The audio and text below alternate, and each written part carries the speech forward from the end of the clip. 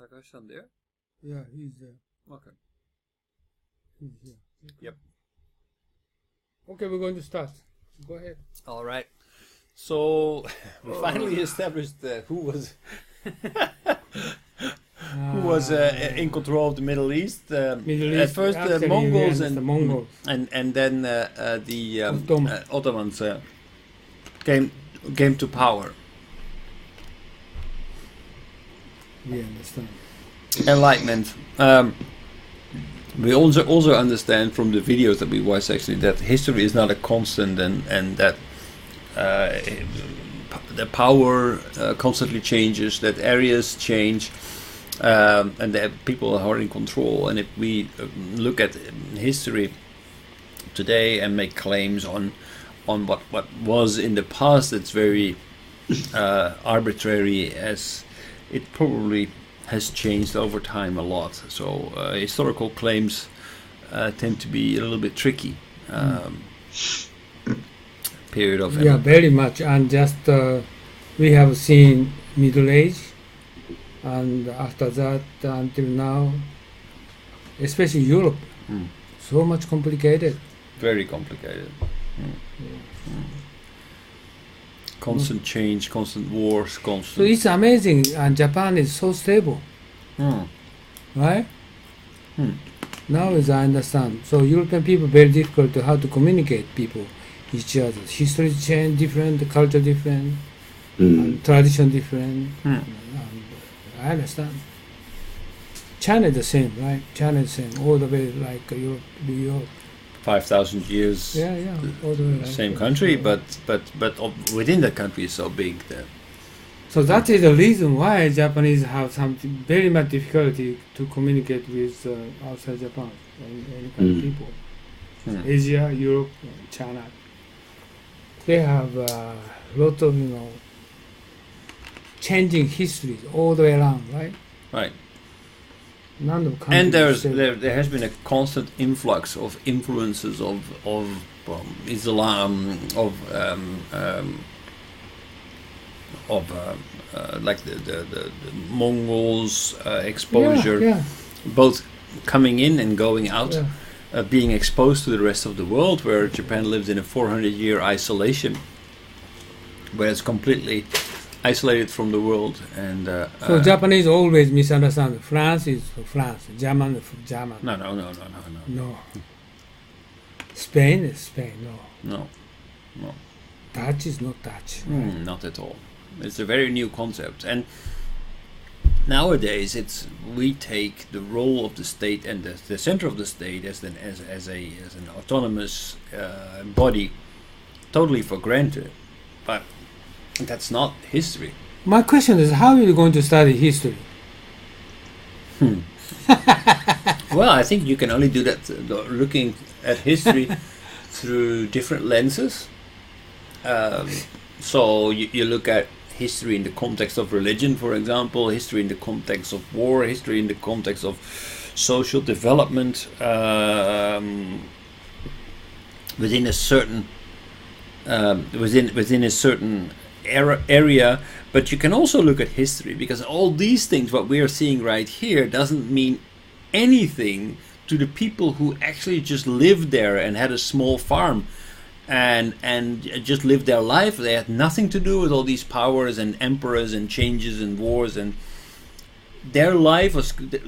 This history doesn't say so much about the lives of every individual when they were alive. So there's so many ways that you can look at history, and they are all true, and they're all parallel truths.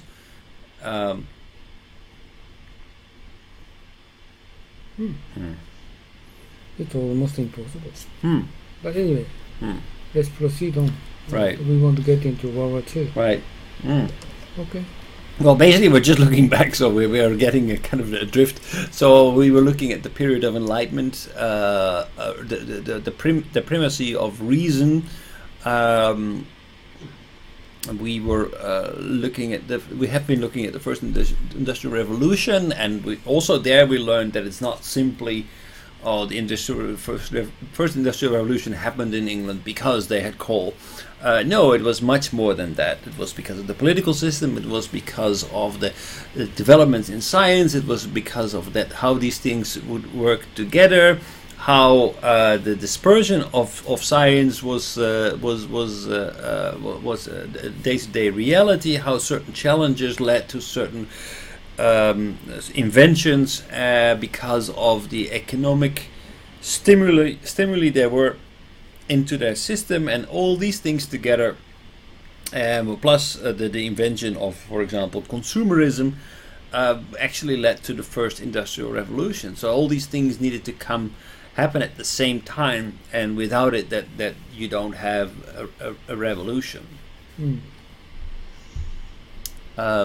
Colonialism, we looked at colonialism, why we started to colonialize, and decolonialization. We looked at Christianity, the role of the Catholic Church, the very dominant role. Difficult one. Very dominant role of the Catholic Church. How they managed to became the dominant religion in Europe throughout, with the help of the Roman Empire. How they became a power by themselves and became so strong that they actually contested power with kings, and that led to that fed the Reformation. The Reformation led by Martin Luther, who created a revolution, but then basically chose the side of the establishment. So the kings and the people who had an interest in overthrowing the Catholic Church. So by doing that, he a little bit betrayed his cause, I think. But on the other hand, by doing that, he made sure that these emperors would embrace the Protestant Church and make them a state religion. So if he wouldn't have done that, it may have been, could have resulted in a kind of civil war without creating new institutions, but by choosing the sides of the monarchs, he actually managed to give rise to the Protestant Church as it is today. Protestant Church is supported by king? Yes. Why by king? Why? Well, okay. Let's take an example. Henry VIII. Henry VIII. He in England, the Catholic Church held almost 50% of all the land.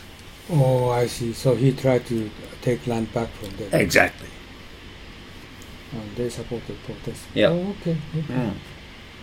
But officially, he got pissed off because he couldn't get a divorce. The Catholic Church wouldn't grant him a divorce. Oh. Because he wouldn't grant it, and said, "Okay, well, that's it. I'm going to start my own church." And he became head of church, and he got his divorce. And in the process, he also got took all the land from the Catholic Church. What means divorce? Well, just what I mean. So he wanted to divorce from the Queen, but the Catholic Church wouldn't allow it. Wouldn't allow it? Yes. Oh, okay. So he said, "Well, okay, then I just take control of the church, and then I get a divorce." So this is another reason. Yes. Oh, okay. Okay, I got it. Spain is Catholic, right? Spain is Catholic. So South America is Catholic. Yes. Philippines is Catholic. Philippines is also Catholic. Oh, I see. I understand. Protestant is America. America, Germany. Europe. Yeah. Northern Europe. Oh, okay. Okay. So I understand. Southern Europe is Catholic. Catholic. I understand. Japan? Catholic. Japan Catholic? No. Yeah, because Japanese is many people came to Japan. 16th century to until now is Spain, Portuguese, They are Catholic. Still Catholic.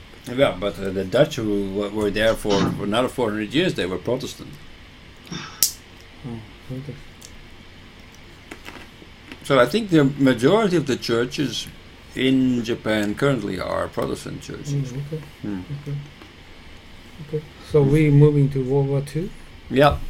So last week we looked at World War One. Why did it happen? Two videos. How did it happen? John Green. Exactly. A John Green video on Monday morning. Oh, Monday morning, right? Exactly. And it was a very complex, like the whole reason why it happened, who started the war. Basically, it's very difficult to point a finger. It could have been Russia. It could have been. It could have been Austria-Hungary. It could have been Germany. I show you. This is Monday. This is Monday mornings. I don't touch touching edit YouTube yet. So I have 3 consecutive training materials stacking up.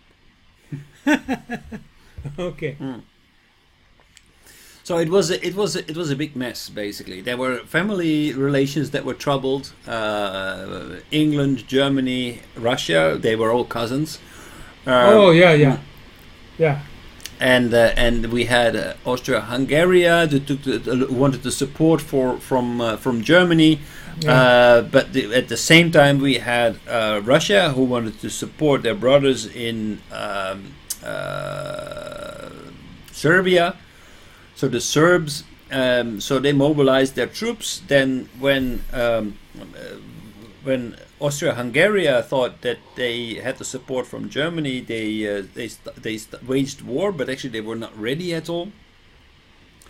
And Germany actually never intend to get this war started, but they were kind of dragged into it. When they were dragged into it, then France came to the support of Russia, and then when Germany invaded Belgium, England also got into the game, and we had a full out World War One.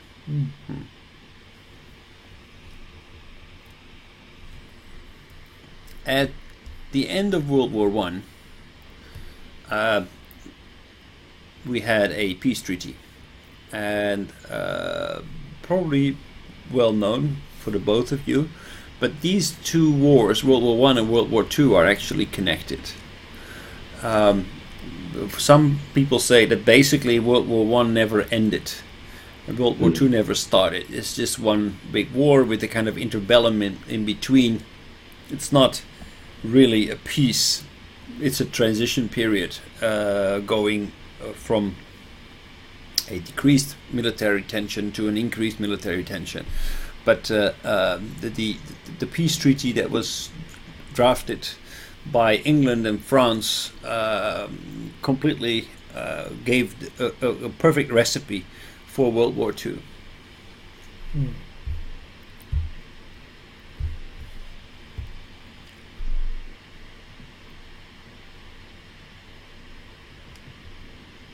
Huh? No.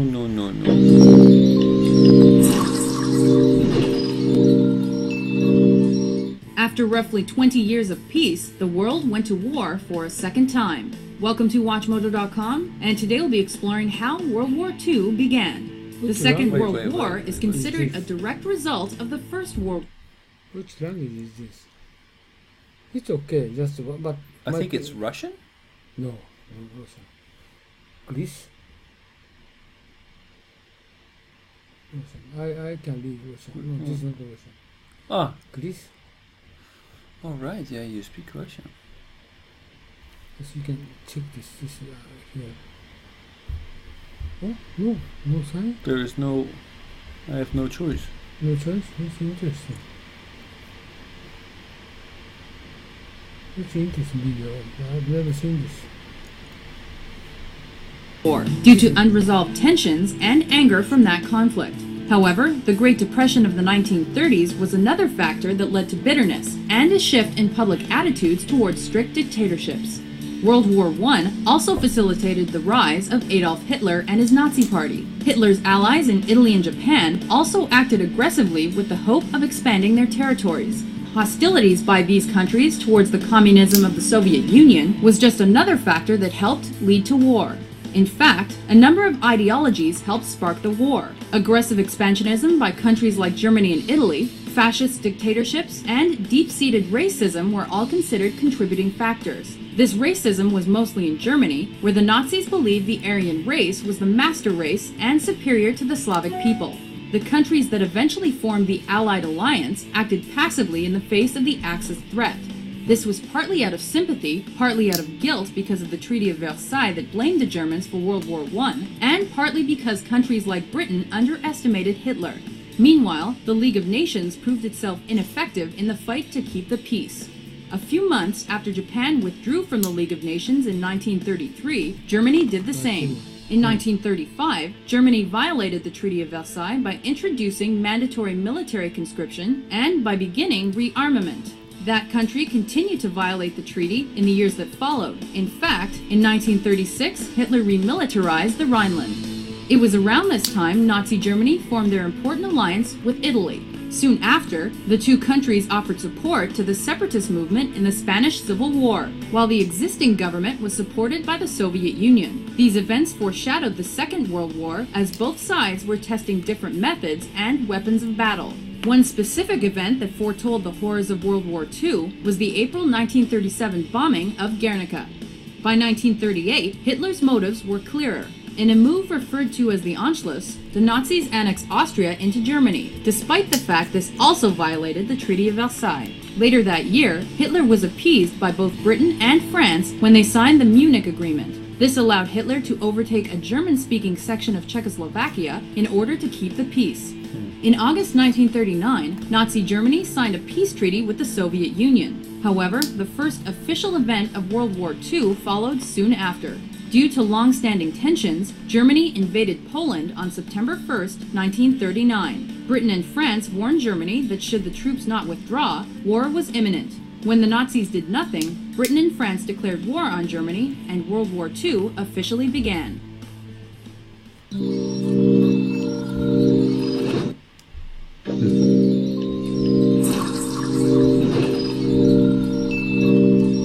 After roughly 20 years... So this video quickly describes what happened. The peace treaty that was signed, the Versailles Peace Treaty. That Greek. Yeah, this is Greek. Yeah. Oh, here it is. Oh. Okay. So after the Versailles Peace Treaty, which pointed the finger to Germany very clearly as the aggressor in this conflict, and we saw in the last movie from last Monday that it was very arbitrary to accuse Germany as the sole aggressor, the sole reason why World War I happened. Basically. They were more or less dragged into it by Austria-Hungary, and they merely, their role was partly, if they wouldn't have supported Austria-Hungary, maybe that World War I would have never happened. But that's an if, and it's not so easy in a situation in Europe at that time where there were so many alliances between England, France and Russia, and Germany and Austria. I mean, you needed your friends because there were so many enemies around you. So it was not so strange that when Austria-Hungary made an appeal to Germany, that Germany said okay. And because they needed all the friends that they can get. So World War I was the result with the terrible loss of human lives. Because of the peace treaty and the single the finger pointing at Germany, they were condemned to paying very high reparation payments, so high that that basically there was no way that Germany could fulfill that duty, and it led to hyperinflation. A package of butter would cost like millions of marks at a certain point in time. So hyperinflation in Germany, which actually led to very quickly pay off the debt, because the debt was denominated in debt was denominated, reduced. Right. So that actually gave rise to that. So they the just kind of charges Deutschmark. Right. So they're very easy to pay back. Yeah, well, they could quickly pay it back, but they completely destroyed the German economy. And that gave rise to German nationalism, because people felt like, they were being punished because... But they're patient for several years. They were patient for, patience. They were actually kind of like violating treaty after treaty. The main reason was that the League of Nations, which is the predecessor of the United Nations, was very ineffective because of the way that was designed to work. Just like the UN, you need a unanimous vote and majorities, and that. How many years continued hyperinflation? Hyperinflation was couple of years. Yeah, couple of years. It didn't last that long. Then paid back. Yeah, but it was paid back over the backs of the German people, and the German people they lost everything. First they lost their lives in the war, and then they lost all their wealth, and they were very poor at that time. So they had nothing to lose, and they were looking for self-confidence. They were looking to re-establish themselves, and Hitler felt that very. It's very interesting. How come Hitler got lots of money to make weapons? Well, actually, that's a good question. Basically, you could say that thanks to Keynes, this became a success, because actually it was, of course, the state that paid for those weapons. State? But they were almost bankrupt, right? So as the possible. Basically, the state was bankrupt because they didn't have any tax revenues. So if the states decide to invest heavily in the war industry, of course they need to pay the workers. But at the same time, by paying salaries, by providing new jobs to the people in Germany, they were stimulating the economy. By stimulating the economy, they were actually stimulating the tax revenue. So by actually starting this war economy, they managed to stimulate the economy and give rise to the economic progress in Germany. So people were thinking, well, Hitler, at least he knows how to take action, because under him the economy started to take off rapidly.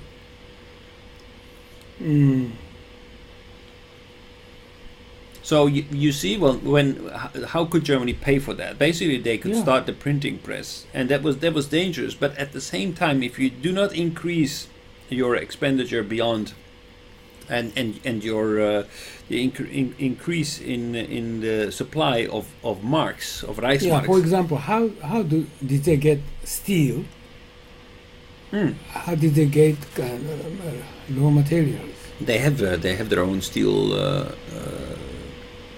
The raw materials in Germany. How did they?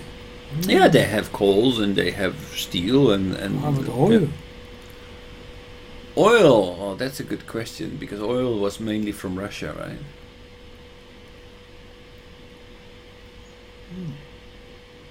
But I don't know if there were sanctions. Yeah, because I just always thinking about Japanese military before World War II. And they are very poor, actually, very poor, you know. And invading Asia Pacific, but they are very poor. Their level of life is almost the same as local people. Right. Not like British, not like American. Very poor. But Germany is different. Germany is rich. Well, Germany actually, it was like the Wirtschaftswunder. It's a economic miracle how they rose quickly after the hyper crisis with hyperinflation, and of course that also gave rise to the popularity of Hitler, because he basically recovered the entire economy by starting this war industry. So that was very successful. And it's been. I think German military is not like a Japanese military. They are very similar to British American way of life. Okay, their barrack is not poor. No, it's not. So this is my basic question. Usually, kind of compare with the United States and European country versus Germany. Germans should not have so much money for everything, but they are compete against European countries. This is my strong question. How come they could survive? Well, they could survive because they recovered the economy prior to starting the war.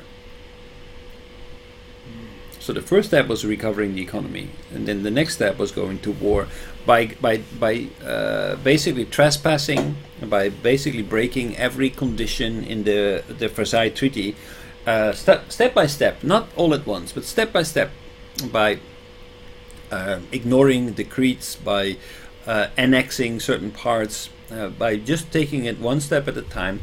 And they were never stopped. They were always. Europe was still so fed up with war, and they didn't want to get into another conflict. That they went along with Hitler as long as they could, until finally they invaded Poland after the annexation of Austria.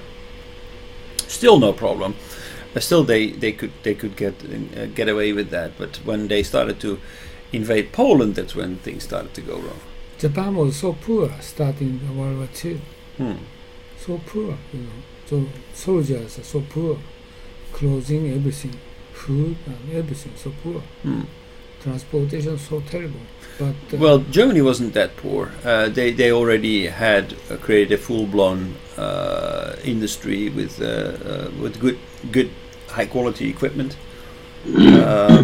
So they were well prepared to go to war. Yeah. Just do you know the Manchuria Japanese military battle against Russian military? But Russian military has more tank weaponries rather than Japanese military. Japanese military is always, Those Russian tanks, they came from France, or where did they come from? I don't know. Probably. From France? Probably from France. But that they still have better military than Japanese military. Well equipped. Probably they eat better food than Japanese soldiers. But German is different. But who were those guys? Who were those soldiers? Those Japanese soldiers? They were the guys who they were young guys who came from the countryside, like Nagano, etc. They were not rich to begin with, right? No. They were used to live under these headquarters. They themselves they don't have money, right? So they couldn't provide weaponry, and they couldn't provide bread, everything else, and food, everything else. But Russia is better than Japanese. But Russia had another very big problem. Russia was completely demoralized after losing many wars, and people, the soldiers were completely not prepared to fight for Russia anymore. What do you mean? Well, the Russian army was very didn't believe in the leadership of Russia anymore. So Russia as a Tsar country. No, 1936. 1936. Okay. No, Monhan is 1936. Okay. They are very strong nationalized country at that time. But 1936. Wait. We're talking about the war with Japan and Russia. Japan and Russia. That was before 1936, no? No, 1936. No, Monhan. A battle at the Mongol. And Japan defeated. But the first Russo-Japan War? When was that? No, World War II. Just okay. and the Russian military won against Japanese military because they are very well equipped. Right, but that was a different era. That was the time of when was already under Lenin of Stalin. Yeah. Maybe you don't know that no more. But when was the Russo-Japan War? No, this is no more. Oh.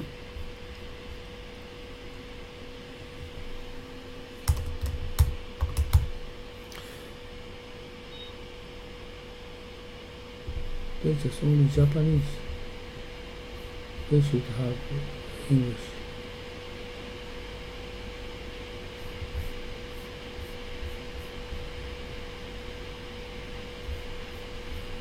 Oh, I don't know this. 1939, they won. They have very good, well-equipped tank. Japanese, they don't have it. Soviet, BT-7 tank. They just Japanese. They are poor equipped, so Japanese defeated. Soviet and Mongolian victory. Huh? The results. 1939.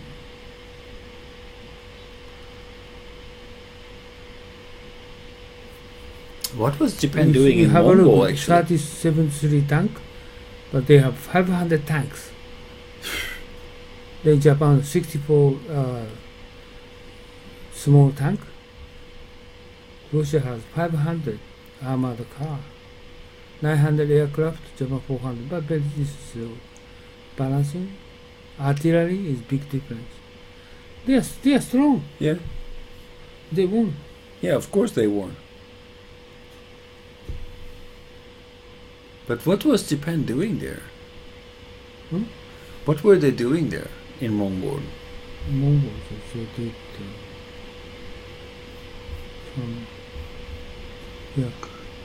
But why, what was their interest there? I think border of Soviet and Japan, Manchuria border conflict. They wanted to prevent Russia from entering Manchuria? Yeah, I don't know where, but just some. Japanese have very strong confidence to beat them. But did okay, I remember. The one good reason is they won Russo-Japan War before 30 years ago. Yeah, okay, yeah. And Japanese military have so confident they could beat kick them again. Russian military, but Russian military is stronger than Japanese military. So actually they defeated. Japanese so confident, they just so battle against them, but they Russian people, so strong.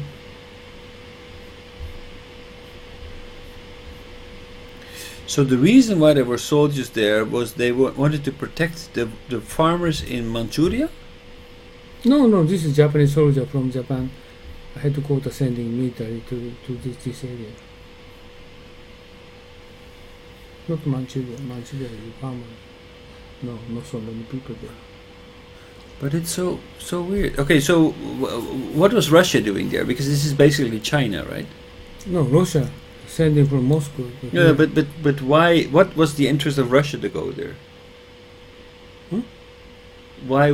I mean, I don't understand. At that time, there was still the Yalta peace treaty between Germany and. After that, they made a peace treaty, Russia and Japan, for like a German and Russia. Right. But there was already a treaty because Japan had a treaty with Germany, right? Yeah. At that time already. Germany had a peace treaty with Russia. Yeah.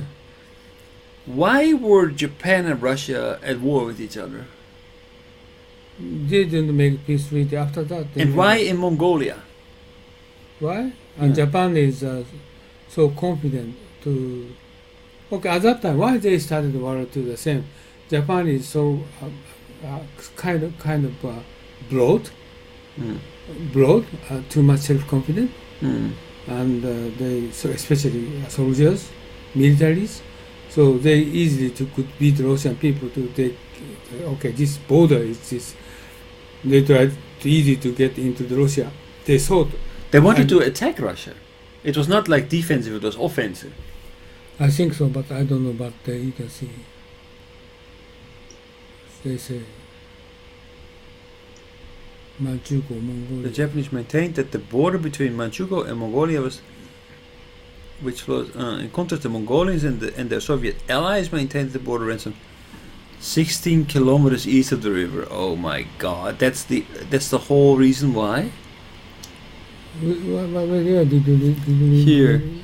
In 1939, Manchuria was a puppet state of Japan, known as Manchukuo, and Mongolia was a communist state allied with the Soviet Union. So Soviet Union sided with Mongolia. Japan was there because they were in Manchuria. So that was basically in China.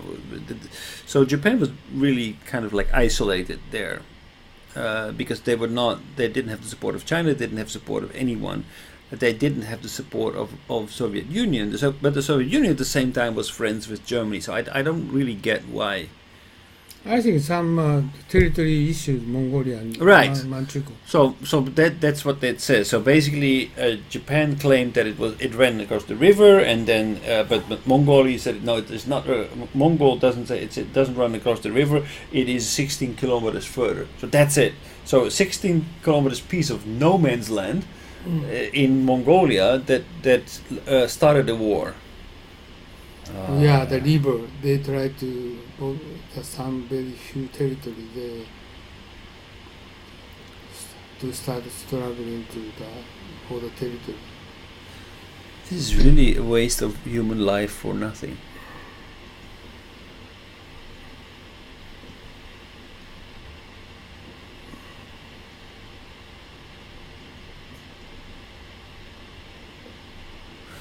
Yeah, skirmishes, yeah.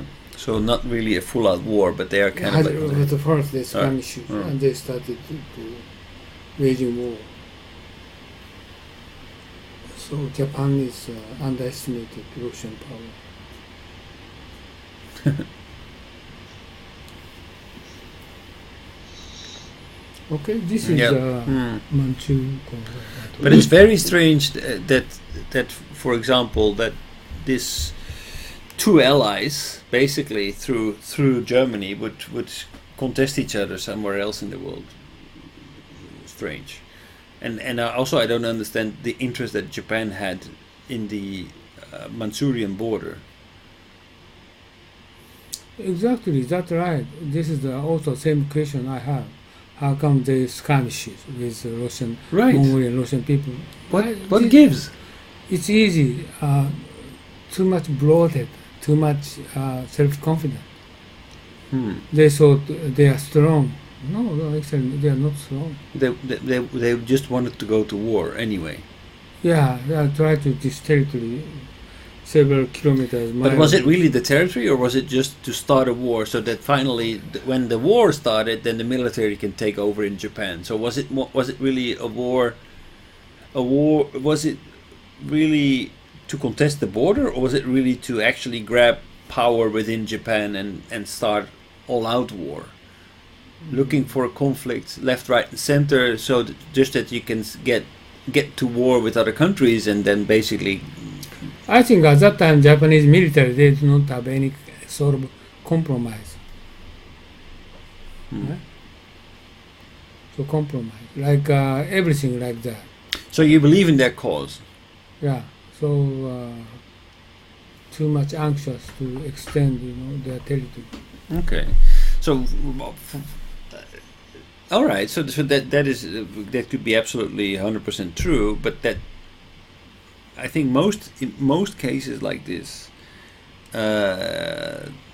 just like what happened during the colonialist era, a lot of it, like a lot of these colonies, they were actually conquered not on the decree of the government at home, but just because they just happened to be there, and they got into a conflict. You're talking about Japanese? No, I'm talking about in general. In colonial history, it very often happened that, for example, that the British fleet would be near Singapore, and they would get into a conflict, and they thought, we can beat them, so they just took it without actually there was a real plan behind it. They just happened to beat the other side, and they took it. So it was basically the generals or the military leaders who determined the course of history, and not headquarters back at home. Not everything happened according to plan. Now maybe this, I mean, the military was very strong in Japan in 1939. Always Japanese military is the same as Japanese company. They try to ask headquarters what they should go to do. Okay, so it was definitely not a case of insubordination. Exactly. So definitely not. Yeah, they always asking to headquarters. But headquarters problem is they don't know the border, what's happening there. It's the same, exactly the same as the current situation.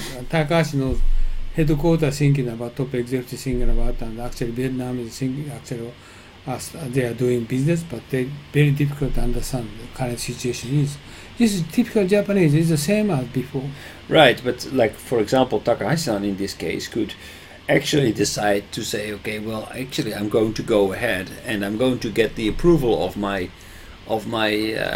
general management later. Sometimes that is good to say, okay, well, I don't have full approval yet, but I'm just going to pretend that I have full approval, and I'm not going to fix that later because I need some results here in order to show to the other side that we're serious. If I'm just going to look back at headquarters, whether I can go and take the next step, then we will not make any progress anyway. So it's better for me to just take one step ahead, and if it fails to get approval later on, I just say sorry.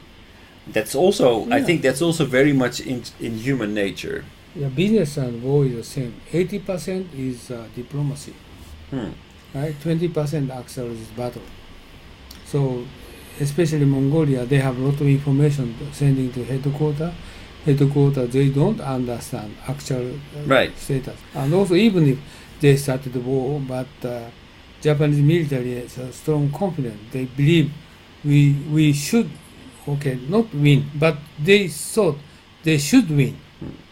Right? So this continue. Just wait a moment. But still, we can win in near future or tomorrow, and we try to keep going, and then at a certain level they defeated. Japanese military way is like that, but headquarters believed, Japanese military is so strong, we should not be defeated. They believe that, and this is many places in China. The same thing happened. Actually, you couldn't win, but still, even now. Wikipedia, they are talking about Chansha and Wikipedia article, Chansha battle article. Japanese article said they never say defeated, but English article said defeated. So still now, even 100 years ago, Japanese military battle against Russia, but still they expect Japan should win war, but actually defeated. Right? So this is time goes by. Headquarters order them to stop it, but too late. Actually, they're dead. Everyone, many people dead and defeated. No weapon.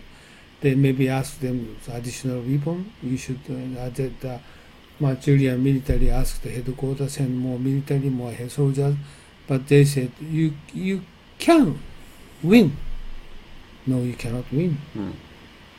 So always Japanese is a problem for the shortage of information. This now is the same, Japanese newspaper, they have give Japanese people, give them information what happened outside Japan, overseas, but actually those information not lie, but very limited, but not tell the truth. It's the same as 100 years ago, right? So, but if what you're saying is true, that means I think that the Japanese army, in Japan, it works differently from the way it works in Western countries.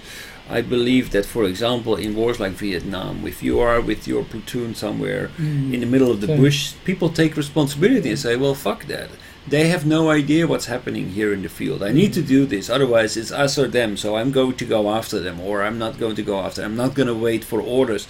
I take responsibility and we attack or we withdraw. I don't care. So I think there is a very big extent of insubordination, where basically the military take matters into their own hand in order to achieve their own political agenda, or to basically to survive. That's also possible. So if what you're saying is true, that this skirmish was ordered from Japan, then I would be very surprised. That I think in this case it would have happened different. If it would be any other army, I would expect that this was actually a way for the military to start a war and to take power into their own country. If you can have a look, just kind of comparison of the weapon, and Japan had aircraft 400, and they have more than 400. Right, there's no way 8 times more. There's no way that they could 500 tanks could have and, won this. 500 tanks.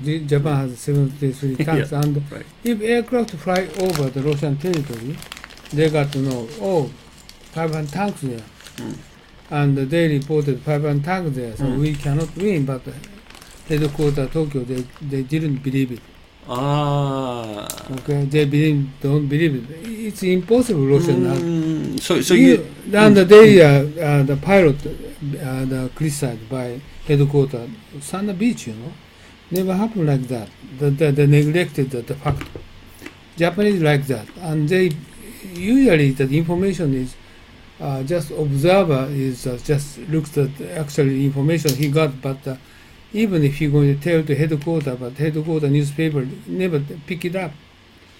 Like my current now, I'm talking about defense force people cannot speak English, but nobody believe it. So Japan newspaper never pick it up. But actually, defense force people cannot speak English, but nobody knows. They believe they can speak English. Right. Why? Because they are the operation with the United States, so they could operation with the United States. So Japanese military defense force can speak English. No, these are people only 300, 400, 500, not 300,000. But actually, even if top of Japanese government, the officers, they don't understand what I'm talking. But actually, they cannot speak English. They say, oh, no, our soldiers is training, English training for 2 months, 3 months training is mandatory. Sanda Beach, 3 months, can they speak, understand? No, it's impossible. They studied in school for 5-6 years, and they still couldn't learn English. Exactly. So this is exactly the same thing happened here, right? So even now it's the same. So this kind of information and front people, the war front people, aircraft pilot, they see those is terrible. It's 4,000 trucks and lots of tanks and in Russian territory. So we cannot win. Even the pilot tell the people, but nobody believe it. Right. So this is Japanese always the same mistake in the past and now. But it was very tricky because they could have triggered a full-out war with Russia. And what would Germany have done? I just this morning, I told Takashi wisdom. Okay, Japanese wisdom is very poor. Wisdom means information and perspective, global perspective, how to judge what's happening in the world. But this is one example, right? But still, Japanese people never studied in the past. So this sort of things, I think. Many Japanese read this Nomonhan incident, right? This Nomonhan. They said Kharkin Goal, Battle of Kharkin Goal, but this actually we so-called Nomonhan. But this is we say this JP Nomonhan incident, but they say Battle of Kharkin Goal. But anyway, this is a good example, right? This is, it looks like it's completely without context and very... Okay, for example, optimistic. one example is information. Japanese is very poor to understand information, how the enemy people's mindset, very difficult to get it. And after Japan invaded Shanghai, at that time from Shanghai to the Vietnam, they immediately going down to the Vietnam, they occupied. At that time, Japanese headquarters told them, you try to get food from farmers in China. What this means is million soldiers there. Okay. What this means is you try to get food from farmers. It means kill them all. Right?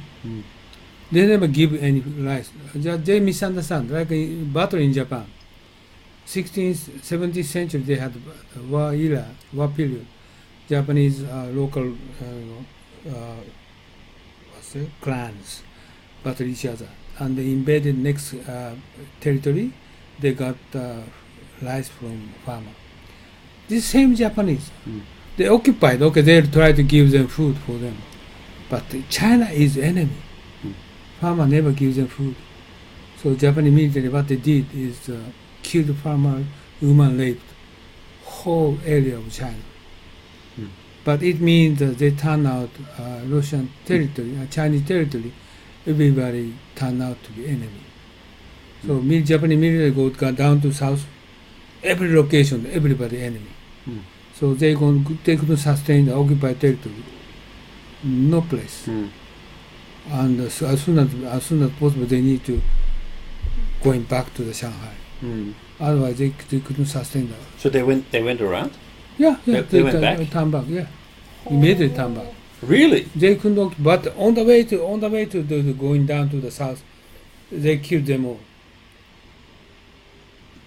Killed not soldier, killed them farmer. Farmer killed, human raped. But Nanjing massacre is 300,000 people killed. So they never made it to South Vietnam? No. Yeah, they went there, but immediately going back.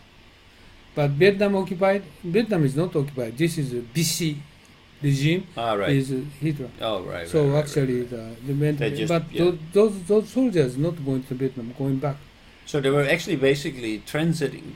They did not really intend to occupy China. Who's occupied Southeast Asia is by ship, not passing through the Chinese. It's too risky for them to go into the south. So, but that was their objective. They didn't really want to stay in China. They could not. They could not. Okay, this is a story. So it means Japan headquarters, they do not understand what's happening. If they order them to get food, means they don't understand what the true meaning. Actually, if going to the Shanghai, if I got order from headquarters, you should get food from them. It means only action to 1 million soldiers, only action to get food. It means kill them all. So soldier is no guilty, but the headquarters guilty. But Japanese happening right now. There is the same thing happening. What is your take on, for example, the German army said that later for the Nuremberg trials, they said okay. They don't do that. Befehl ist Befehl. Ne? Huh? I know Befehl ist Befehl in German. They say it's like order. I need to follow orders. Therefore. They don't take responsibility. They say, okay, well, I was ordered to do so. Therefore, I, for example, killed Chinese farmers or whatever. It was an order. So, what do you feel? What do you think is the validity of that mentality? That basically, as a soldier, you don't carry any responsibility. You need to follow orders. Oh, you mean what the action of enemy after war? Well, but I think it's like it's a common theme anywhere in the world. Soldiers need to follow orders, otherwise they cannot win a war. But if they follow orders, soldiers follow orders. Otherwise, he's going to be killed. And Japanese people. Okay, just one example I told you. Japanese officer. Okay, senior officer, going down to the Nanjing. And he is arrested by Chiang Kai-shek military. Right. And Chiang Kai-shek military very kindly sent him back to the Japanese military. Immediately, this guy, what he did is his self-suicide. Immediately. So Japanese is they don't have a custom to be survive after arrested. Arrested, it means you should kill yourself. This is Japanese military spirit. Mm. So none of those people is arrested, captured. You should be killed by yourself. Okay? This is Japanese military concept. No capture. Mm. So no surrender. No surrender. This is but strange concept, but this is no surrender. So everybody, okay, you should be kill yourself by yourself. Okay, you cannot. Is that a matter of honor, or is that a matter of because they gave information? This to the is enemy, educated. Mm.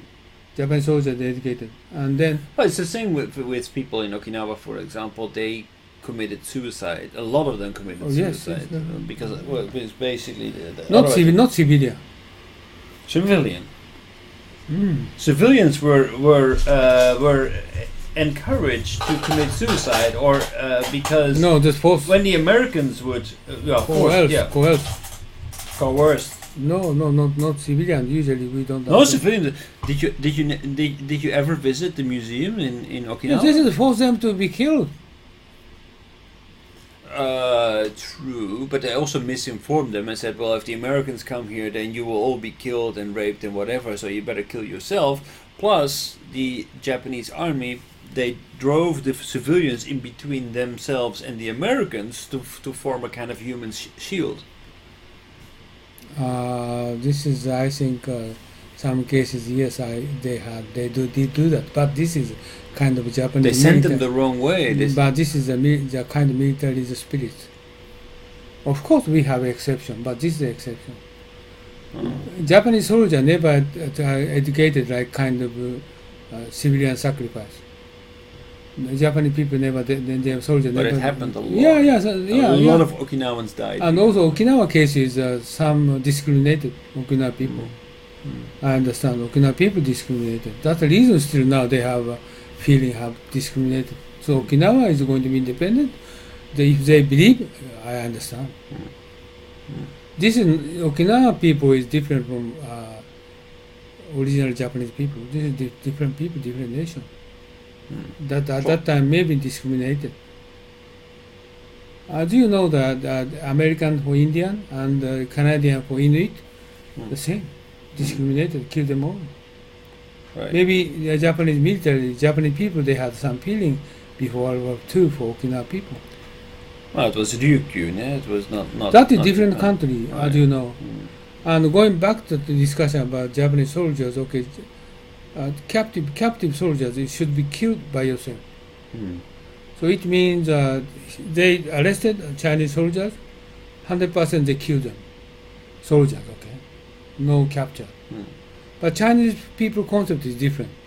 They are captured, they should be released and going back home. But there was already the UN the treaty of war, and it was absolutely clear to anyone that you should not. Yeah, but the Japanese military never keep promise kind of treaty.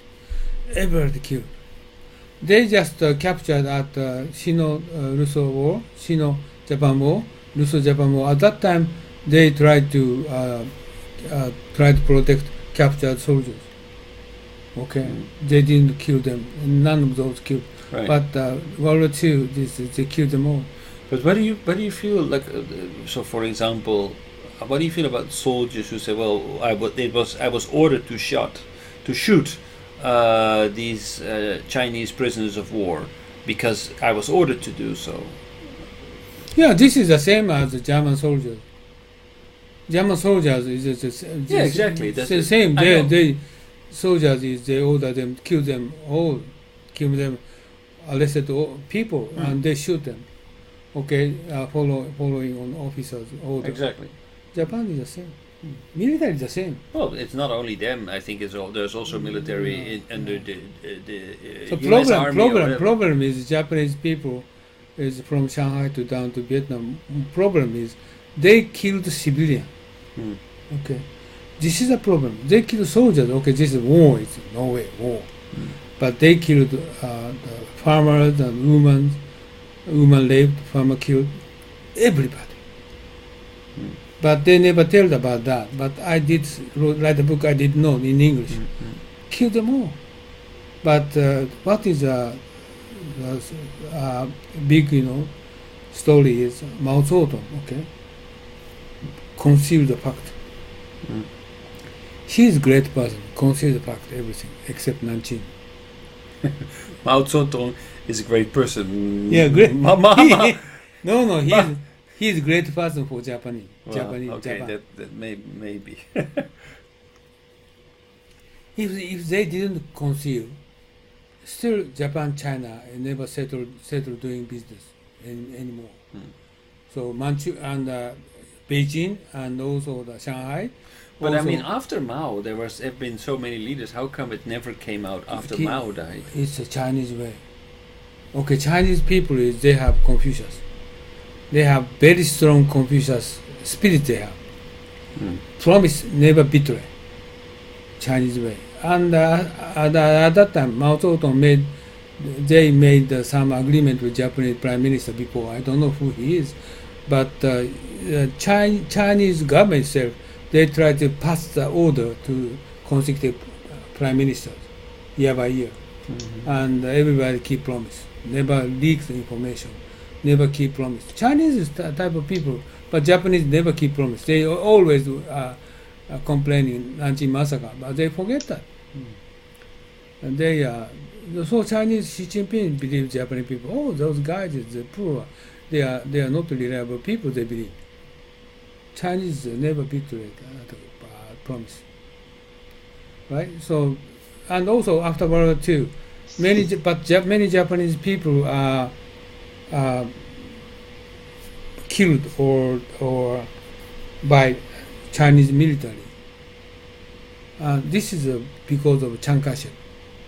Chiang Kai-shek, just 1945, still he is occupied in the China, right? At that time, southern portion of the Japanese soldiers, officers, he had many people killed by Chiang Kai-shek because of criminal war criminals. But northern part area is nobody killed. Right, that was basically under control of Mao, no? Yes. Yeah. Mao is kept them in jail for 10 years, 15 years, 20 years, then send them back back to Japan. But south part of Nanjing, every war criminal, soldiers are killed. So actually, Japan always supported the independence movement, right? During World War II, so they supported the independent movement in Indonesia, in Malaysia, everywhere. They supported independence. No, not support independence. Japanese people, they don't think about the kind of identity or some unification or some theological some sort. They don't have it. Like Indonesia, you misunderstand. And 2,000 soldiers remained in Indonesia. They war against Dutch. They waging war. No. They try to protect their family. No, not for Indonesia. Just simply thinking about that. Japanese people is okay. They just loyalty for the Japanese, emperor. Okay, at that time they had not the loyalty for Indonesia. Okay, even if they defeated Japan, but still the loyalty for emperor. So why they stayed in Indonesia? Many people going back to Japan, but 2,000 soldiers stay in Indonesia. Only I am talking about. Okay, only I am talking about because I am read English a lot of material. They are my confident. But Japanese writing articles, everybody this is for Indonesia. There were no relationships between the Japanese occupation army and Suharto, for example. No. Okay, this is soldier. Sukarno. Not general. Sukarno, not Suharto. Sukarno, okay, general they had a relationship, but general went back to Japan. But only soldiers stay there. Right. Well, soldiers, why is this Sukarno? No. No. But I'm actually talking about more during the. So I'm trying to guess if Japan had connections, for example, with Sukarno, and I think also they had connections with other. Because this was one of the pretexts why Japan went to war in Asia, because to eliminate colonialism in No kidding, no superior concept thought never Japanese has. They okay, just thank you. We're on the same page. only they protect his family, wife and children. Okay. So they get married the Indonesian woman better than Japanese woman. So they stayed in Indonesia. They try to keep wife and children. That they joined the battle against Dutch. This is my guess, okay? Nobody write that, but any other reason I can't guess. Why Scarno? Why they need to waging war for Indonesia? No reason. Right? Why they didn't going back to Japan? But many Japanese soldiers went back to Japan. Did they get paid actually? Do you know? No. For family, they not paid. Of course, not paid. And 2,000 soldiers, 1,000 dead, but not paid. Just only for family. When I was traveling through Africa, I met a lot of these guys who were basically professional soldiers. So they were being paid to go to any conflict somewhere in Africa. Africa is all Africa. The paid soldiers, 10 years old, child soldiers. No. I'm talking about like Caucasian, like white people, like white guys who live. Who are quite rich. Yeah, they have professional soldiers. Yeah. As you know, Eric Prince he's a company Blackwater. He's organized soldiers and sent all over the world. This is professional soldiers. Right. But Indonesia case is no, not paid. This is only the protect their family. The simple Japanese not sophisticated. Okay, not misunderstand. Japanese and Malay and Philippine every year they stay there. But do they have some supporting the independent or some political? No, they have none of sort. Imagine that they come from Nagano Prefecture or Hokkaido, Tokuyama, local people. But they educated? No, they don't have any educated. They just force them to send to the Southeast Asia. They stay there for 3 years. What happened? They get married with local women because no battle, right? Soldier, no battle. Every day is good weather, no enemy, right? What they're going to do? 30,000, 40,000 soldiers, what they're going to do? And it means just only they try to keep family there, right? And they make children, right? So in Indonesia, woman is very good, right? So they want to decide to. But some majority of Japanese soldiers cut the family, then they went back to Japan. Those Japanese soldiers are bad guys, okay? But you have the family, but you just throw them away and go back to Japan. But 2,000 soldiers, okay, they decide to stay in Indonesia. So they try to keep the family, no money. So why Indonesian government try to protect them since the war? Because of they have proud of those Japanese because protect the Indonesian woman and families. This is better than Japanese, right? So I just okay, we're going to introduce something else to try to take care of job, everything else, because half of those dead. So this is the Indonesia. Same thing all over the Asia. It happened. Same Philippines, same. That's the reason that Duterte like Japanese people. Japanese people stay in Philippines for 3 years as soldiers. They do nothing wrong. Nothing wrong? Nothing wrong. You said comfort woman? Of For course, all everywhere they have comfort woman. Beautiful woman is for my wife. Ugly woman for sending to the comfort woman. This is okay. Ugly woman. I just take the one woman to take to some place where I can get how much money I can get. I can sell this woman. But beautiful woman that keep my wife, right? And make children. They did. Right? This is normal. Nothing wrong. What's wrong? And the Japanese government after World War II, they paid a lot of money for compensation for comfort women. They did. But actually, majority of 99% is they spend happy life. That's the reason why Philippine people like us.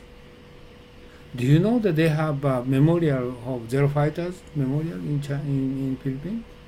Their fighters' memorial, they thanks for Japanese military who occupied the Philippines, kick out Americans. They hate American people still now, right? Yeah. So Malay is the same. Malays, Singapore, but Singapore, the Japanese military, Tsuji Masanobu killed 70,000 Chinese Singapore. Usually they hate Japanese, but they like Japanese people. And so China is different. Korea is different. Korea did a bad thing, right? And China, they did invaded actually. Manchuria, no problem because of few people lived there before, right? So this is what happened for this one. This Kalkin Gold. It Battle seems like a Kalkin. completely useless war.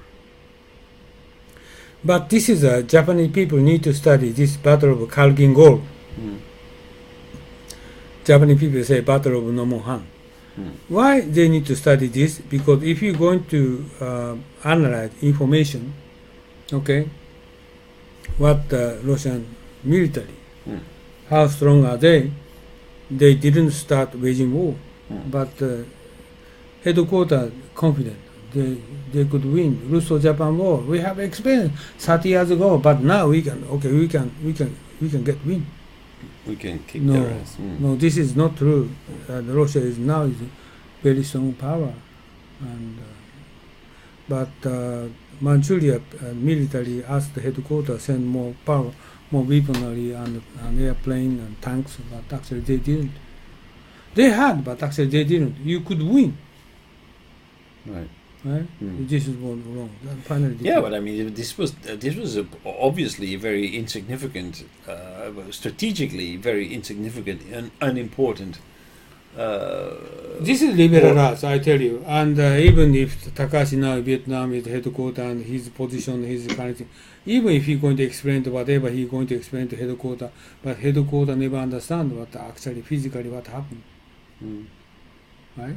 Even if the contract is 90% is completed, but still headquarters don't understand. You can get money, but anytime he can be the disconnecting, or you just right away to going back to Japan. We don't know, right? Difficult to understand the fact, right?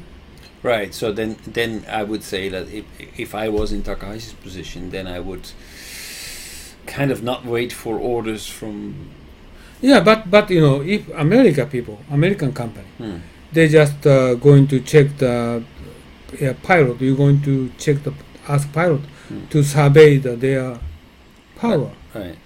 Military power. How much power do? And then they going to analyze, and as soon as possible. Okay, it's a couple of months. Okay, you should retreat. And general, whatever say, Manchuria general, whatever say. You should retreat. We cannot win, but Japanese people now misunderstand. Right? So they cannot analyze data, no debate. Okay, not collect information, even if they have information, but they do not trust information. This is liberal arts. Okay? This is no more. Stupid. I didn't know that this is American people say battle of Kalkin Gold. Kalkin Gold. Kalkin Gold. I didn't know that. Kalkin Gold. Russian people say, if I'm going to speak at Battle of Nomonhan, do you know Nomonhan? They will answer, no, what is this? Right. Okay, this is okay, we're going to. All right. This one. Okay, so basically, World War I, reparation payments, Germany goes into hyperinflation, loses everything, people are disillusioned, Hitler comes to power, he invigorates the German people, he gives them a national identity, he re-establishes the economy and becomes very popular, and in order to feed his calendar he becomes aggressive and starts to trespass the treaty after treaty after treaty, and the West is too much divided, is too much fed up with war, is too coward, there's too much of a coward attitude to actually bring him to a halt, and then gradually the world is rolling into World War II. Right. So the build-up to war. Here we're going to that situation where we are actually moving towards the war. 50 minutes. Oh, that's too much. Let's look a little bit. It's good, actually. This one is good. You've seen it? Yeah. Oh, you've seen it? Yeah.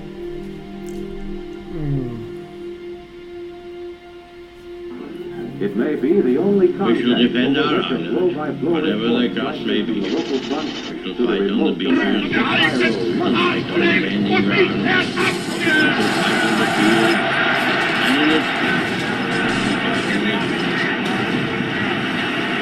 I do not for a moment believe this island, or a large part of it, was subjugated and starved. Beyond the seas, God is trying to bring peace. We shall never surrender. This country is at war with Germany.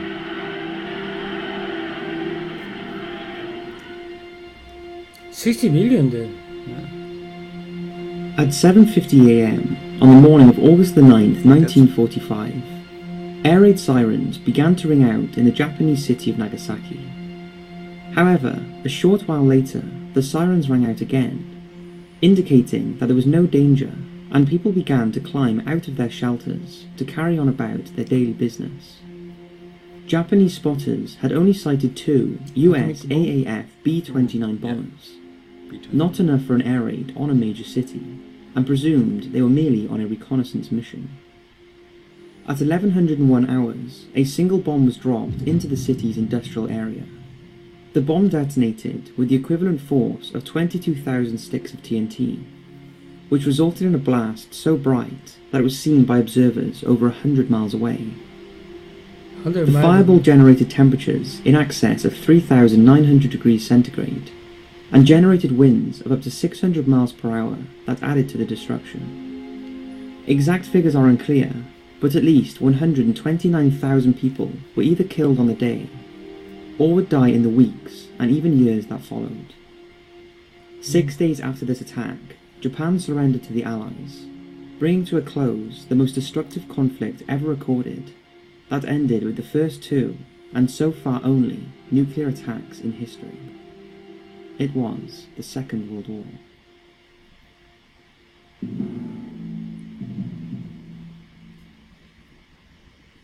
It's impossible to dissect the causes of the Second World War without discussing the rise of the Nazi Party in Germany and its leader, Adolf Hitler. Hitler was himself of Austrian birth, but he fought in the German army during the First World War. When the war ended with Germany's humiliation, Hitler felt especially bitter about it, and like many in Europe, he feared communism spreading beyond the borders of post-revolutionary Russia.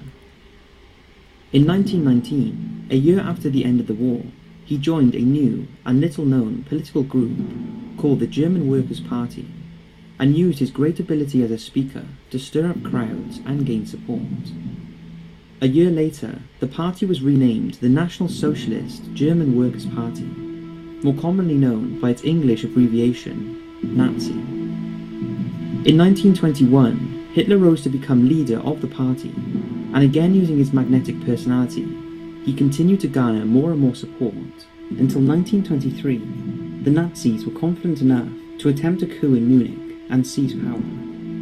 Known as the Beer Hall Putsch, the effort failed and Hitler was arrested before being put on trial, but this only furthered the Nazi cause. Hitler used the trial to gain even more supporters, and despite him spending a year in prison, in which he wrote his autobiography, Mein Kampf, the Nazis continued to establish themselves in German politics. Mein Kampf not only outlined his own story, but it also set about establishing his vision for the future of the German people, and how he believed subversive groups were holding them back from achieving their destiny through measures such as the Treaty of Versailles, which outlined Germany's surrender terms. He specifically identified Jews and communists as being the leaders of this great international conspiracy to keep the German people down after the war, highlighting the harsh conditions imposed on the country by the victorious Allies, such as the dissolution of Germany's empire and armed forces, the loss of territory to newly created countries in the east and France in the west, and having to pay crippling war reparations.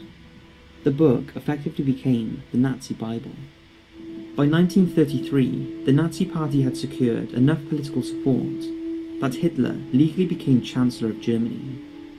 He quickly began passing legislation that would transform Germany into Nazi Germany, and the swastika would symbolise this reinvigorated country.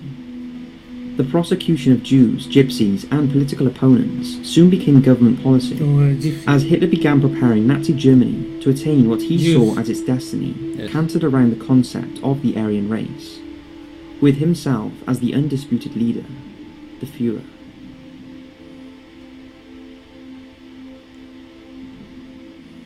History records that the Second World War began in 1939. However, some historians now argue that it began in 1931 with the Japanese invasion of Manchuria in China.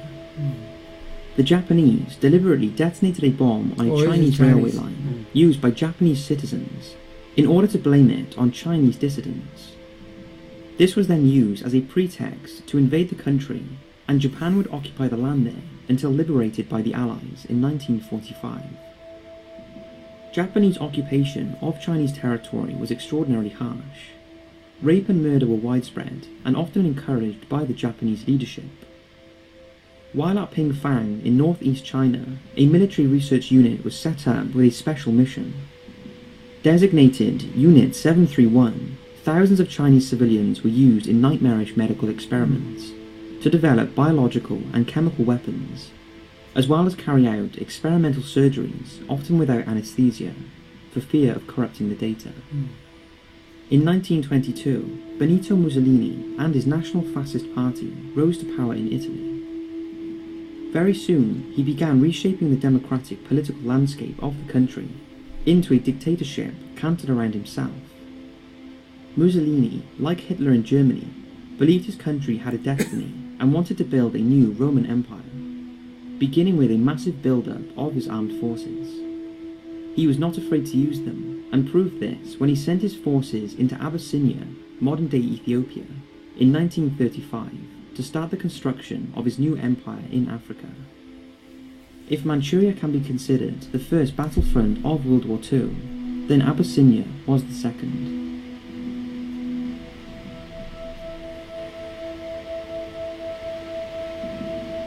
As the 1930s grew on, Hitler's Nazi Party became firmly embedded not just in German politics, but into German society on a whole. The German people had much to thank the Nazi Party for, since they had pulled the country out of the despair of defeat and reinvigorated it, promising that Germany would soon be attaining its destiny of becoming a great power again. Hitler's appeal and influence was not lost on foreign observers, many of whom admired him and even began to sympathise with the Treaty of Germany after the war. Proof of this was given when Hitler became Time magazine's Man of the Year. This played perfectly into Hitler's hands as he began making notions of regaining lost territory in the east and west of the country. The first test of how the Allied powers of Britain and France would respond to his new Germany came in 1935, when Hitler introduced military conscription, which saw the German armed forces swell many times beyond the number permitted by the Treaty of Versailles. But the Allies did nothing. Encouraged by this, he then ordered his troops into the Rhineland in 1936. The Rhineland had been demilitarized in 1925 in order to create a safety zone for France, who, along with Belgium, had occupied it for a time due to Germany's inability to pay war reparations. Hitler had given secret orders to his men that should they encounter French military resistance, they were to retreat because Germany was still in no condition to fight a war. Despite protests by France at the Legion of Nations, the precursor to modern-day UN, again they did nothing. In 1937, British Prime Minister Stanley Baldwin stood down, and was succeeded by Neville Chamberlain. Meanwhile, Germany continued to rearm, and now set their sights on reclaiming the German Sudetenland, which had been absorbed into Czechoslovakia after the war.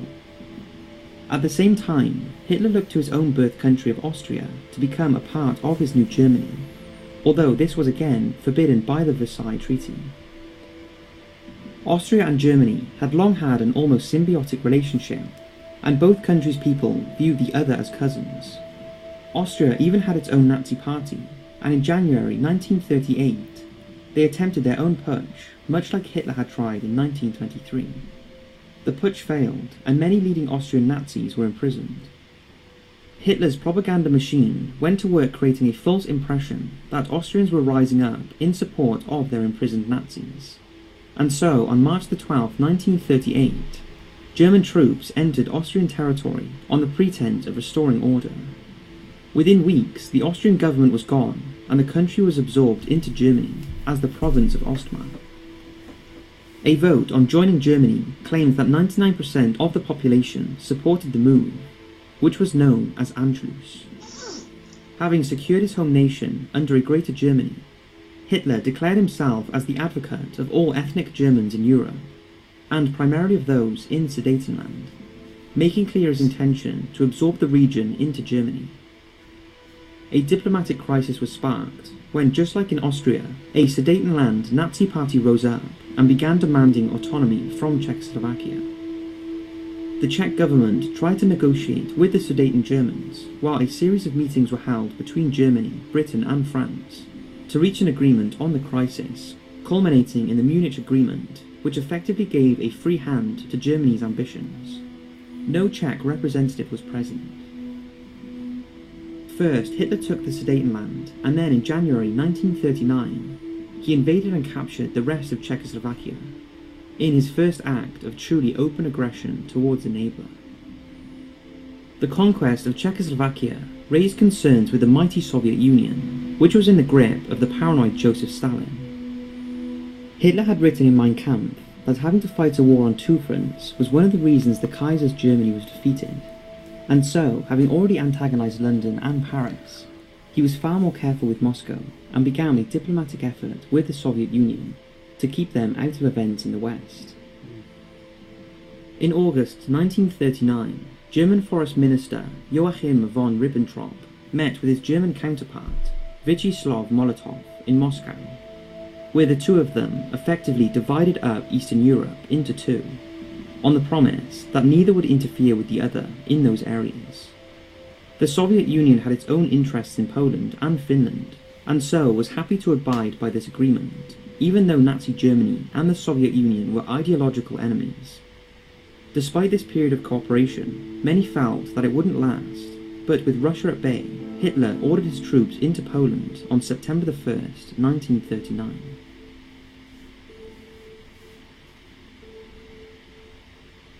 The invasion of Poland was the final straw for Britain and France. There was no justification for the invasion, other than to simply capture territory from a foreign land, and so Britain and France delivered an ultimatum to Hitler: withdraw his troops, or there would be war. The demand was refused, and on September the 3rd, Neville Chamberlain told the British people they were at war with Germany. Unless we heard from them by 11 o'clock that they were prepared at once to withdraw their troops from Poland, a state of war would exist between us. I have to tell you now that no such undertaking has been received, and that consequently this country is at war with Germany. Some of Germany's more cautious generals had warned Hitler that the country was not yet ready for a second massive European confrontation. Germany's rearmament plans predicted war with Britain and France breaking out in 1945, by which time they would have their own aircraft carrier, large U-boat fleets, and powerful tank forces. The generals therefore concocted their blitzkrieg style of war. Blitzkrieg meant lightning war, and called for the widespread use of tanks and aircraft to break through enemy formations, to capture key strategic areas, and divide enemy forces up to make them easier to destroy. Above all, it was intended to achieve a quick victory rather than a drawn-out war of attrition which Germany could not afford. It was first used in Poland, and the Polish army proved totally inadequate for this new form of warfare.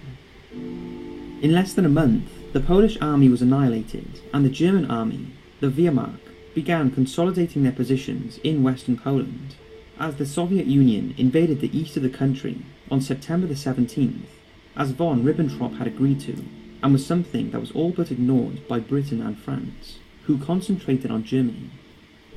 Poland ceased to exist as a free country on October the 6th, 1939, and Nazi Germany now shared a land border with the communist Soviet Union.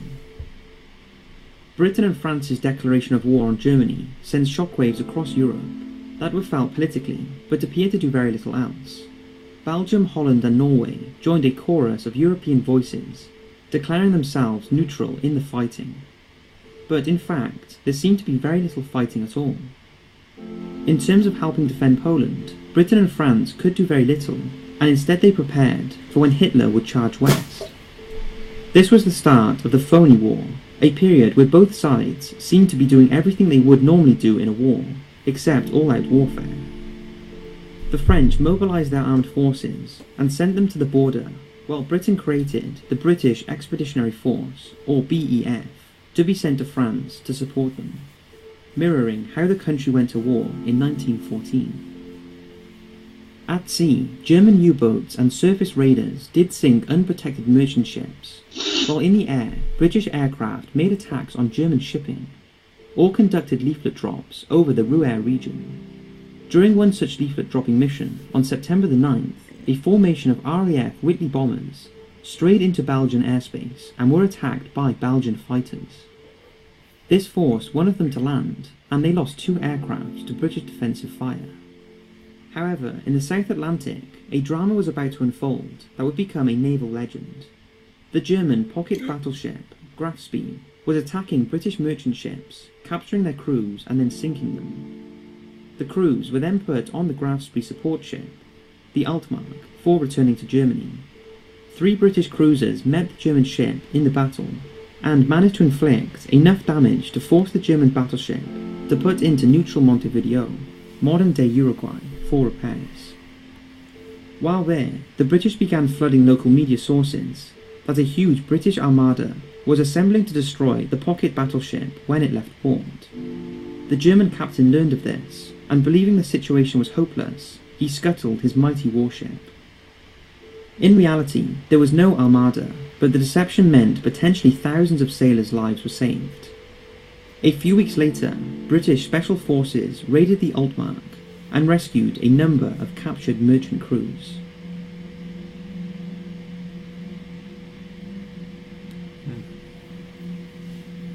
Everyone knew the phony war couldn't last forever, and it would only be a matter of time before Hitler struck west at France. In the meantime, Britain and France decided to embark on a campaign in Norway, then a neutral country, but one that, along with Sweden, helped supply Germany with vital iron ore. The Allies mined Norwegian harbours from where German ships operated, which provoked Hitler to send his forces in on April the 9th to secure them.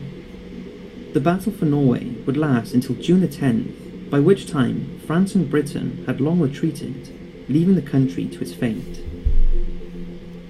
The disaster in Norway forced Chamberlain to stand down as Prime Minister on May the 10th, and after Lord Halifax refused the post, it was offered to Winston Churchill, who, as a First Lord of the Admiralty, was still basking in the success of the Grafspee operation. Churchill was something of a surprise, having more friends than enemies in the establishment, but was a popular figure amongst the people. He would eventually form a new government, made up of members of the main political parties, but in doing so, effectively suspended British democracy for the foreseeable future. He told the British people, rather bluntly, that he had nothing to offer them but blood, toil, tears and sweat. Across the Channel, the French had been preparing for another war against Germany for over a decade, by constructing the Maginot Line, a series of tough fortifications along the border with Germany. It was designed and constructed in the belief that the war would be reminiscent of the static nature of World War I, but it was fundamentally flawed. It only went as far as north of the Belgian border, and despite popular belief at the time, it was not a continuous fortification, having several gaps where it was believed that nature obstacles such as forests and hills would provide protection. It consumed huge amounts of men and resources, leaving some to worry the French were putting all their eggs into one basket, as far as defence was concerned. Hitler looked at the situation and immediately saw what had to be done. He was simply going to bypass it by going through Belgium and Holland. Like the Kaiser before him in 1914, he paid little interest to Belgium's or anyone else's declaration of neutrality if it served his purpose. On May the 10th, 1940, Germany struck west, quickly overrunning Belgium, Luxembourg and the Netherlands, and turning inwards to the heart of France. All the Maginot Line had achieved was to swell the fighting into neighbouring countries and effectively hand even more of Europe to Hitler. The Germans flooded France, making good use of their tanks and air forces despite being outnumbered on paper. Indeed, Germany's tank forces were in many ways technologically inferior to the Allies in 1940, but the Germans had far superior tactics. In the air, the British and French found themselves heavily outclassed by the vaunted German Messerschmitt Bf 109 fighter and sustained heavy losses. But it would be another German plane that would gain notoriety during the Battle of France. The Ju-87 Stuka was a famed dive bomber that could attack tanks and bridges with extraordinary accuracy and potency, striking terror into ground units. Later, the aircraft would be fitted with a siren in its wings that would create a terrifying howl when it entered a dive, making it as much as a psychological weapon as a bomber. So this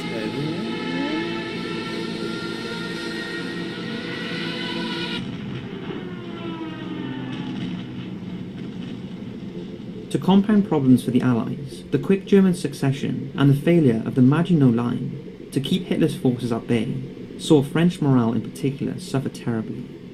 Despite spirited resistance by the French army and the British Expeditionary Force, a sense of defeatism quickly overwhelmed them.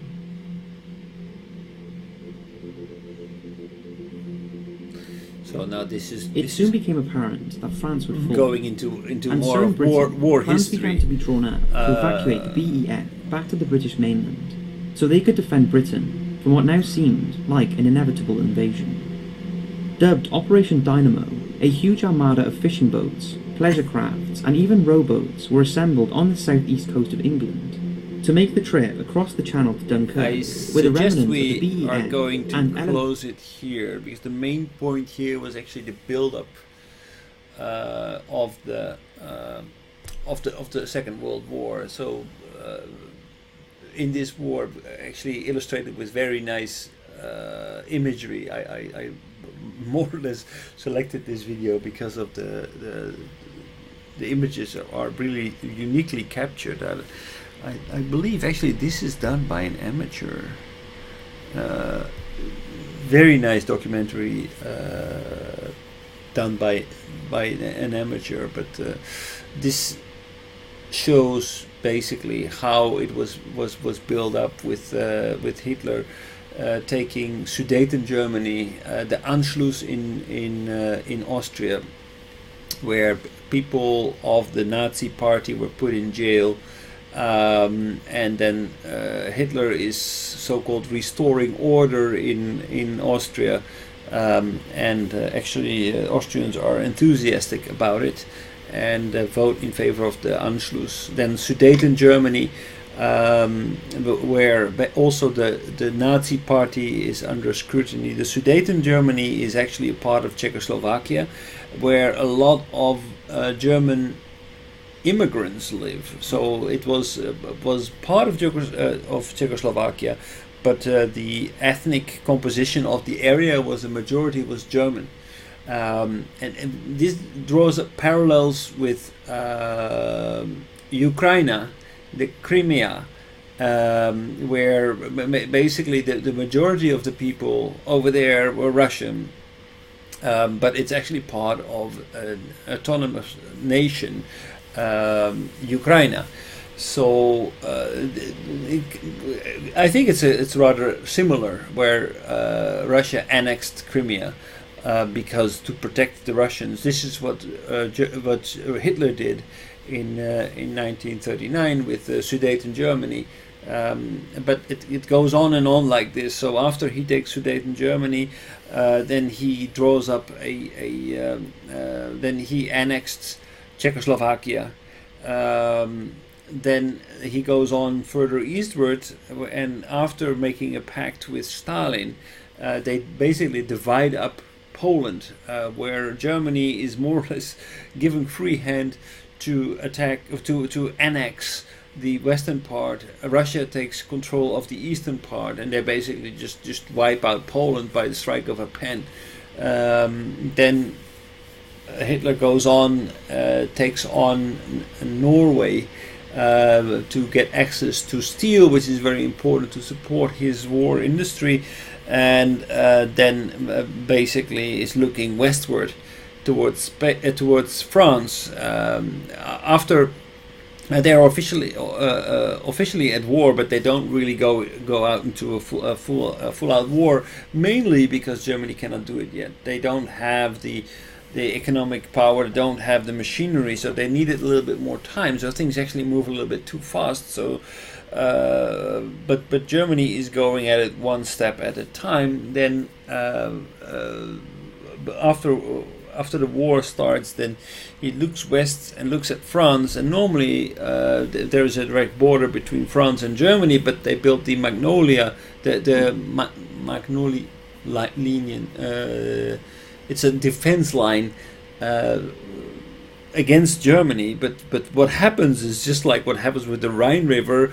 If you protect it upstream, then basically what happens, you will create a flood downstream. And in this case, France created this line, and then Germany says, okay, well, that's very nice, we just go around it. They go north, they take the Netherlands in 4 days' time, the Netherlands surrender. Belgium also surrenders quickly, and then they just surpass the whole line, and they go into France. Now France, we know what happens then. We have Vichy France, the southern part of France. They basically collaborate with the Germans. France falls, and then England is basically the last stronghold in Europe. That's right. So this is one step at a time, and I think what's particularly interesting is the parallels that we see everywhere. Still in history, we see these things like the Sudeten Germany. It was very similar to what happened in Ukraine. But why they started wage war? Germany. Yeah. Well, basically, they have been building up to it. It's just like, well, this is also a parallel. Maybe I cannot say this, but this is also with Trump, right? He made promises. Trump makes all kinds of promises, and then once he gets to power, he needs to execute on them. So basically, Hitler generates an energy in his country. An energy that is built upon hatred, built upon re-establishing, making Germany great again. Seriously, that's a slogan of Hitler. He did believe it. He believed it. Yeah, he believed it, and actually they got pretty close. I think if it wouldn't have been for England, then he might have actually taken it. Because if England wouldn't have been involved, then I think the United States would have stayed apart. They wouldn't have been involved into the war. But because England held off, and they were still like the perfect, unsinkable warship in front, that basically made it possible for the United States to get involved. So I think he got pretty close. Japan is the same, but Germany is the same. How come they did war? How come they went to war? Well, first of all, war was not something new. It was basically a natural state of affairs in Europe. So there was more war than there was no war going on. There was always war going on. So it seems to be natural. It's part of the DNA of the Europeans. They have always been at war. So it was not so strange.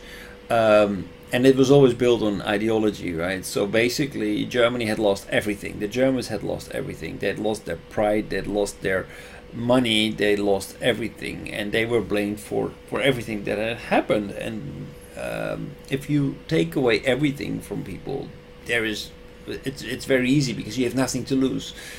German people had nothing to lose, and they had everything to gain. And Hitler was the person who put that spirit into his people, giving them pride, giving them hope, giving them economic prosperity.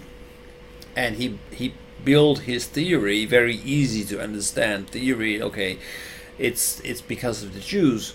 The Jews are behind the Versailles Peace Treaty.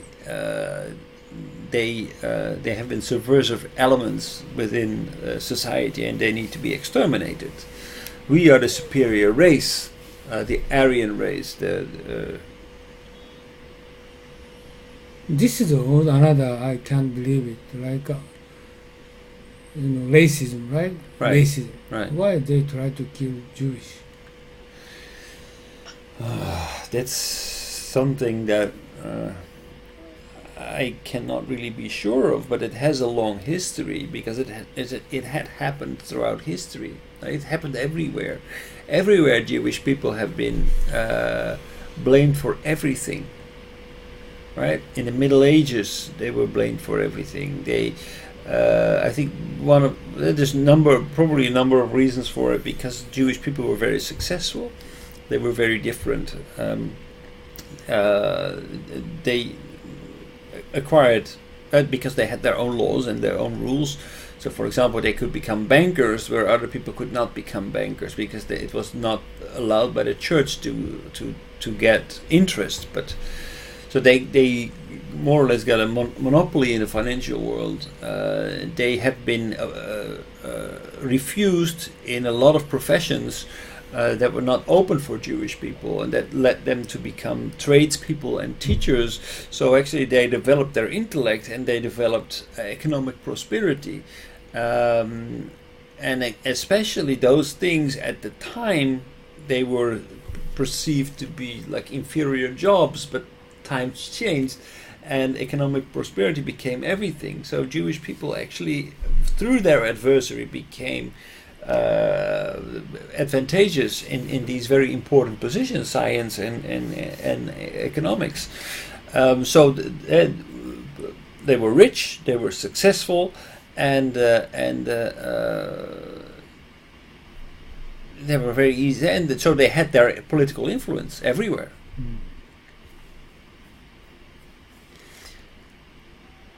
I remember, like in the Black Death in the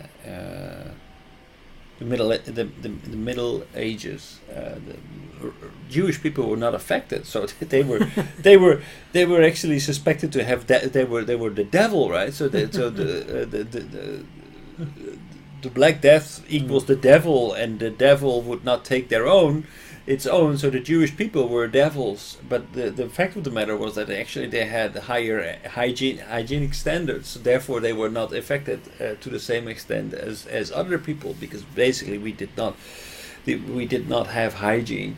Hygienic standards were very poor.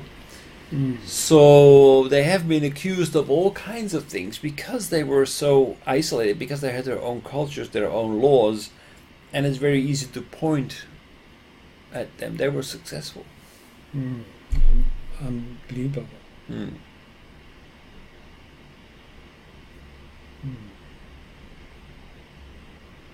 So you need a scapegoat, right? Always you need a scapegoat. It works. It's very easy. Like Trump needs the Mexicans, the scapegoat. Very easy for all the problems basically that exist in the United States. Trump chooses the Mexicans. Why he's beat Mexican? Because people see Mexicans everywhere. Mexicans and they blame them. It's just like the immigrants in the Netherlands, like people from Morocco are under. Yeah, actually I agree with you. He's just skeptical. He's very fear Mexican people invading America, and Spanish will going to be national language. Exactly right. But the reality is that the net migration was going towards Mexico, not towards the United States. I mean, the Mexicans there, the majority is there already for a long time. They have a permit. They cannot send them back. Actually, Los Angeles is occupied by Mexican already. Yeah, well, basically, Los Angeles was Mexican. So, right. So he just he tried to consider for the aluminum steel is put tariff on it, but the true meaning is he don't like Mexican. He doesn't like Mexican. Well, he knows that a lot of people don't like Mexicans because they feel that they steal their jobs, and it's very easy to understand the show because Mexican wages are lower. A lot of industries go to Mexico. Mexico doesn't import from the United States, so it's very simple. Finally, he just cut it out. Every factory is. Well, so basically, he wants to bring the factories back to the United States. To the States. Yeah. How about Canada? Canada is the same thing. Same? Canada is different. Well, but Canada is basically he wants to put. He's very selective. Like basically, the United States wants to negotiate unilaterally, right? Because they have the strongest economic power. So they just cherry pick and say, okay, well, this one we want the tariffs out. But wait a minute, this is a package deal. No, Trump doesn't do that. He just looks at like negotiation, right? So basically, you look at what is important for me, what is important for you, and what is not important for you, and what's important for me. I want to take it. So he's just taking whatever he wants, and the rest he just ignores. He says, "Well, okay, so I'm just going to take this back, say no, and I'm going to end up in a war." So it's a very annoying but effective for the United States way of dealing. But Canadian people is very friendly to the American people. Right. But how come try to bully them? Mexican is understandable. They have tried to narcotics and people invading America. He don't want to do this. But the Canadian people, not so much big population, and they are trying to doing business cooperate. But actually, does the majority of the narcotics come from Mexico, or does it come from South America? Oh, from South America, through Mexico to America. But Canadian is different. Why America is cooperate with them? They are not the enemy. They are not strong. They are very much well, they just want concessions out of them. They're easy to concession. They do not concession, and dairy product is still. They have 300% tariff for American butter and their dairy product. So, but this is Canadian can't compromise. So it means we're going to compromise. We'll import. There may be Canadian issues we're going to settle very soon. How do you see? Maybe. Trudeau is a too honest person. Right. So many people recommend him to why not? But he was very pissed off. But you should compromise. Right. Yeah. I think the problem is that what Trump is trying to do is that he's only accusing foreign countries for creating unfair trade conditions for the United States. The reality is that the most unfair trade condition is that American products are not competitive anymore. American industries do not create competitive products. There are a lot of superior products out there. We don't need American goods anymore. This approach is crazy. No competitive anymore. Even what kind of effort try to make it. No competitive anymore. So exactly. So I mean, they were complaining to Japan that they were creating. My question is why he's trying to do that. He's not idiot. Okay, he understands. Even if he tried to bring factory back to the States, but they don't hire the blue collar people. This is automated, as you know. Right. So nothing happened. Even if in Mexico, even you bring back to the States, nothing happened. GM and Ford, nothing happened. They are willing to bring back to the States. I'm not so sure that he realizes that. Why? He doesn't want to. He needs to bring back factories to the United States because with every factory that he brings back, you saw his tweet, right? Oh, a fantastic factory built by Foxconn in the... yeah, but what this mean? Because he just needs successes. Why? Okay, he's keep his promise. That's it. Right. But no white blue collar employees. But right. Nothing happened. But automobile. Yeah, company, but if nothing happens, he's the promise. president of the United States. He's keep promise. Yeah. How does That's he? his, Okay, he by created way, his political agenda. He just only my guess is okay. For Canada, he's going to Trudeau will going to make concession against America because no profit for Canada. It just protect the high tariff for dairy product. Okay, whatever you like, we're going to do that for you. He's Trudeau will going to compromise. And after that, Trump, okay, if so, we're going to just stop tariff. This is my guess. But Mexico, okay, he's going to make a wall, and he's going to all American factory bring back to the States. It means Mexican economy is collapsed. Did you tell me this? That the wall will actually cost $1 billion per kilometer? Yeah, not kilometers. It's 1,000 kilometers. And Trump gets a lot of money. This wall is building by Halliburton, right? So he just get money from that. But anyway, this he tried to retreat our factory and stop NAFTA and beat Mexico, but Mexico economy is bankrupted. But Trump maybe okay. This is what going to happen is my guess is okay. If we're going to do that, beat Mexico, that country is like very similar country like Venezuela. No, they can survive by themselves. It's different. No, if America will not support Mexico, the economy cannot survive. Okay, we will have serious economic impact, but I don't believe that they're same as Venezuela. Venezuela is really, they have been sitting on oil a lot, and they have not really successfully developed any other economic activity. You know that the following of the president is very similar to Venezuela. Chavez? The person is a Chavez type of person. Lopez Nieto? No,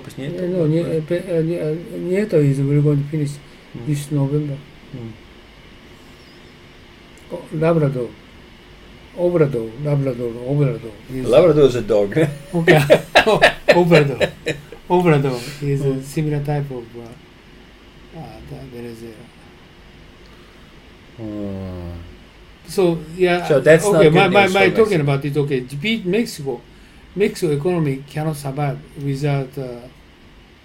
But still, no. They said they still have a lot of if natural they resources. have lost the factory, they still can survive with trading with America. Well, okay, and I mean, what will happen is that basically, like that means that employment in Mexico will decrease. That means that there is a stronger incentive for Mexicans to go to the United States. So they're going to need a very big wall to keep the Mexicans out because they want to go back into the United States. At the moment, what we see, because more and more employment started to grow in Mexico because of American factories moving there. A lot of Mexicans went back to Mexico or did not even want to go to the United States because they had better prospects in Mexico to land a job in a factory there. But if those factories are all going back to the United States, then Mexican workers will follow. And probably you will. I would not be surprised that even though the war would come, that you see more immigration from Mexicans than less. So what happened? I think this is basically a moving around of chess pieces without having a clear victory in mind. What do you mean? Well, this is not an end game. What Trump is doing is not a strategy. I mean, clearly what you're saying is as I know absolutely that. That's on the okay. mark. Retreat all factory back to the States, right? Yeah. So what happened for Mexico? So for Mexico, that's bad news. Yeah, what happened? Well, I think basically there will be a migration to the brain drain and migration from Mexico back to the United States to follow the jobs that will lost. I mean, Mexico, illegal immigration. yeah, and Mexico is already in the grips of You mean illegal immigration? illegal immigration. Mexico is already in the grip of a drug war. That is going on, that will only intensify, and more Mexicans involved in that will look at the United States as That's a the only solution, right? yeah. So that there is more drugs going into the United States. I don't think that will create a lot of extra jobs in the United States to bring those factories there. So the only thing that Trump is winning at the moment is his reputation as, look, I'm bringing jobs I promised, and I'm bringing jobs back to the United States. No, you're bringing factories to the United States, and you're importing a lot of problems with it. A lot of problems. And Mexico is got a lot of problems. Just like you are right, and a lot of illegal immigrants moving to the States because they lost the job, right? Yeah, they're losing their job. And Canada is different. Canada is Trudeau is you said upset, but he tried to calm it down, because trade is America without America, they cannot sustain the economy, so they try to compromise whatever Trump wants. Right. Yeah, so they're bullying them. It's basically, Trump doesn't believe in multilateral trade agreements. How about Not China? TPP, How about but- China trade war? Okay, I tell Well, you. China can bite back. Eh? Huh? China can bite back. But how do you think about how to settle these issues? Okay, Trump said to the Harley Davidson president, Right. just wait for a while. This war is not so long. He said.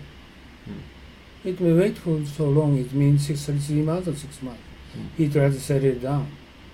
Okay, if so, I can stay the factory in the States, and China will prohibit high tax 20% tax, and for Harley Davidson, not so long. It takes so long. If so, okay, he's going to stay in the States. 1 year, no, I can't wait for the company will bankrupt. So Trump decided they don't spending lots of time to waging war. China is so strong, and he needs to settle down the issue. But I don't know how to do this. Well, Harley Davidson, sorry to say that, but that's another example of an inferior product. What do you mean? Harley Davidson has a very good brand image, but the product itself is inferior to Japanese motorcycles, for example. You mean China? Yeah, well, basically, Harley Davidson is a very inferior motorcycle. Oh, by the way, China is open their country. A lot of regulation is open Right. because of American pressure. So, Yeah, but also they are strong, right? For them to open up the market is good because they are strong. And Chinese way, okay, my belief is they are seriously consider for how to settle down this issue. So they decide for insurance is okay, American investment welcome, and so sort of regulated area they try to open. And are you satisfied kind of? But I don't think that actually Trump is going to want to do that. It doesn't want American industries to go to China because he wants to have visible factories in the States. He's not visible factories is useless. It is useless, but I mean, we will realize that maybe 10, 50 years from now. Kind of sort of things. Okay, just the rest of the world. Okay, compromise. Okay, we're going to move a factory for selling the product in your country. Okay, we will move a factory like beforehand Japanese did. Car manufacturer moving to the States the same way. Okay, they're going to do that. And European car manufacturer, okay, just we're going to move in the factory in the state. Maybe they're going to do that. And then settle, okay, Right. they're going to decide to do We saw that Japan did the same, right? 20, 30 years ago. They moved their factories into the United States, and the result was that basically, okay, there were some workers involved, but Japanese cars were still superior to, and they got huge success in the United States. Exactly. Huge success. Now the only thing that probably will be different, that the other companies who will set up factories in the United States will be hugely successful, but they will be even more inclined to automate their business because the American workers are expensive. Yeah, exactly. So sort of things happen. Okay, Trump is his fury or his anger is settled. His rest of every country is moving factory to the state. Right. Okay, he's going to settle. That's it. China is okay. Just Exactly. Just go there, and then we just gonna put in automation, robotics. Actually, blue collar employment, but Trump doesn't care because he's for 30 years low unemployment rate. So even if higher unemployment ratio is low, so he doesn't care. But he just promised. Promised moving the factory to the States. Keep promise. That's all. Yeah. That's it. Yeah. So it's not aimed to win. It's not aimed to really bring employment to the United States. But that's a battle he cannot win. But he doesn't worry about it because just unemployment rate is lowest in the past 30 years. Right?